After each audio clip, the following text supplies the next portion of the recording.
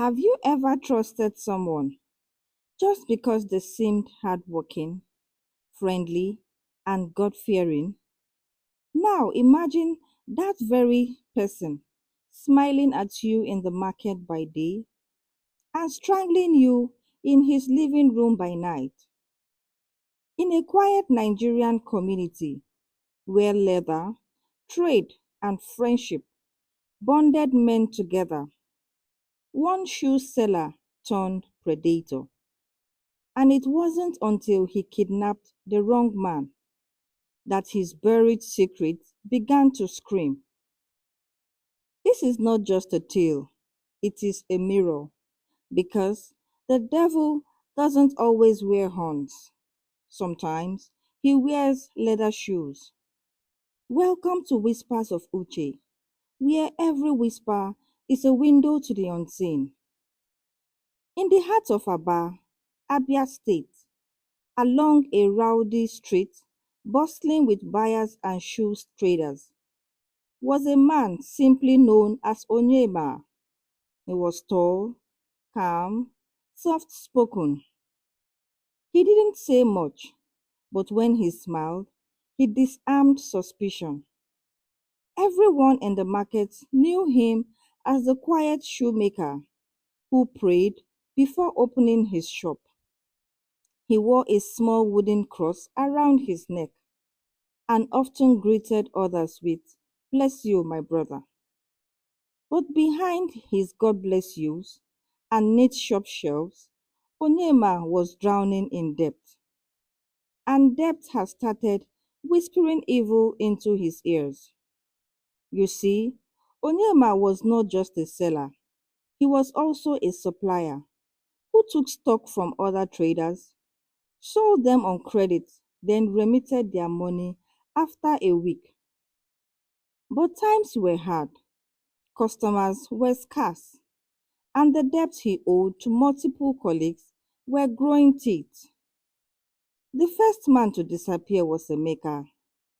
Emeka was a cheerful, well-built trader who supplied Onyema 20 pairs of designer shoes worth over 350,000 naira. When it was time for payment, Onyema gave excuses. "My wife dey hospital. Market slow this week. God go do am." But Emeka has heard enough. He began showing up at Onyema's stall every morning, pressuring him, insisting and threatening. So one day, Onyema changed his tone.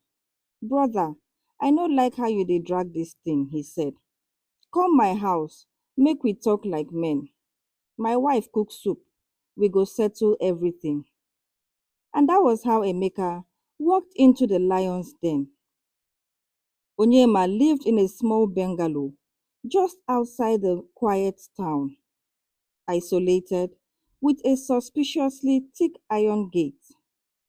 He welcomed Emeka warmly, offered him food, palm wine, and even turned on the fan. Then he struck. While Emeka was laughing over a joke, Onyema crept behind him with a length of twisted Ankara cloth and choked him until the laughter turned into gasps, then silence. That night, Onyema rolled Emeka's body into a black nylon, opened the heavy lid of his septic tank behind his house, and dropped him in like trash. The next week, he returned to the market, smiling as if nothing happened. He even told other traders that Emeka had traveled suddenly. But Emeka's family kept calling. No one had seen him. His phone rang out. His stall remained locked. Still, no one pointed fingers. After all, who would suspect Onyema? Then came the second victim, Ibrahim. Ibrahim, a Hausa trader, didn't play games. He was strict with his collections and often warned Onyema never to delay payments. When Onyema owed him 420,000 naira for shoes sold, he began raising alarm in the market. This time, Onyema moved faster. He approached Ibrahim with an apologetic tone. Wallahi, my brother, I no wan make dis thing spoil. Abeg, come my place, make we settle am once and for all. Ibrahim was skeptical, but tempted by the offer of peace and the promise of full payment. Ibrahim never came back. By now, Onyema's septic tank was beginning to smell, but he simply poured acid, sprinkled dry leaves, and prayed no one came too close. At this point, the devil in him was fully awake. The septic tank became his vault.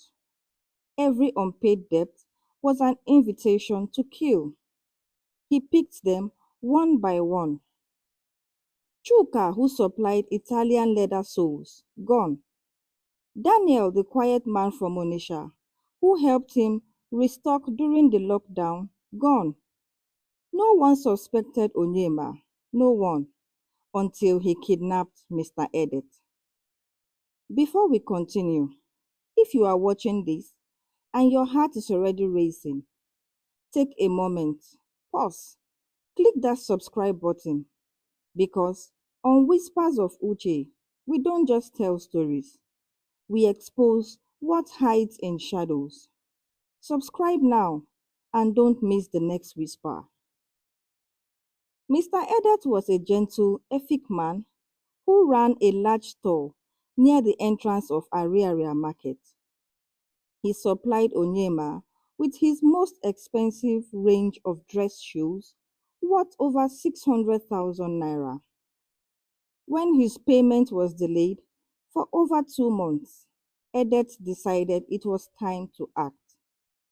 That morning, he told his wife, I'm going to Onyema's house. He says he wants to pay everything today. But unlike the others, Mr. Edet left a clue. He texted his wife, Onyema's house address, a single message at 10:13 a.m. By 8 p.m. that day, Edet hadn't returned home. His wife called, no answer. She tried again, nothing. She went to the market, no one had seen him. By morning, she took the message he sent and went to the police. The officers at the nearest police station followed her. When they arrived at Onyema's gate, he acted confused. Me, Edet, he no reach here now. Maybe he pass go somewhere else. But one officer insisted and they searched his compound. That was when they noticed it. The septic tank, sealed with fresh cement and smelling faintly of rot. They broke it open. What they saw inside would scar the community forever.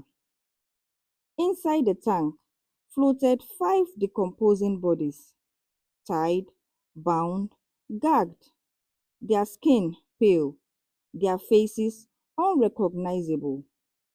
The officers turned to Onyema, by then had collapsed. He was arrested, and after hours of interrogation, he broke. I no wan kill them, he said between sobs. I just no get money. They pressure me. I fear say dem go disgrace me for market. He confessed to everything, one by one.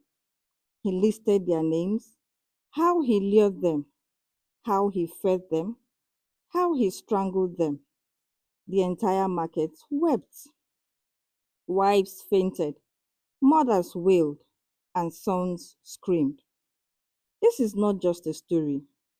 It is a chilling reminder that evil can wear a kind face. Here are the lessons we must never forget. Lesson number 1: greed is a seed that grows into destruction. Onyema could have asked for help, but he chose to bury his conscience for temporary escape. Lesson number 2: always let someone know where you are going part time. If Mr. Edet hadn't texted his wife that address, Onyema's crimes may have continued unchecked. Lesson number 3. Don't mistake quietness for innocence. Evil often disguises itself as humility, religion, and calmness. Be discerning. Lesson number 4. Business without documentation is dangerous. Most victims trusted Onyema with goods worth hundreds of thousands without written agreement. And the final lesson, mental health matters. When financial pressure builds, seek help, talk to someone. Debt should never lead to blood. If this story gripped you, shocked you, or opened your eyes, don't just scroll. Click the subscribe button because more whispers are coming, and you won't want to miss the whispers that we uncover next. Like, comment, share this story with someone. It may just save a life. This is Whispers of Uche, where every whisper is a window to the unseen. Until the next whisper, stay awake and stay listening.